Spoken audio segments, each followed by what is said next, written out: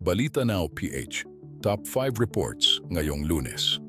Una, nayon ang buong Mindanao nang yanigin ng napakalakas na magnitude 7.8 na lindol ang karagatan ng Maasim, Sarangani kaninang alas 7 ng umaga.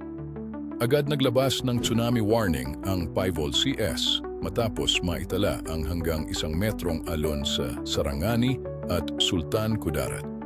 Bunga nito, agad nag-utos ang palasyo ng agarang deployment ng tulong at sinuspinde na ang klase sa lahat ng antas sa mga apektadong lugar.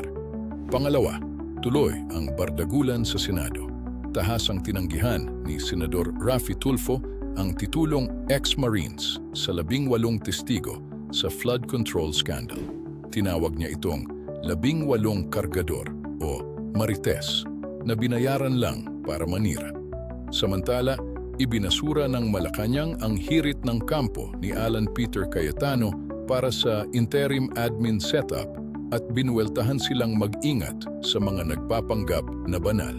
Pangatlo, nilinaw ng kampo ng kontrobersyal na kontraktor na si Curly Discaya na hindi sila hihingi ng hospital arrest. Si Discaya na nahaharap sa non-bailable warrant para sa kasong malversation sa Bulacan ay nakatakdang i-turnover sa DILG at PNP ngayong araw mula sa Senado.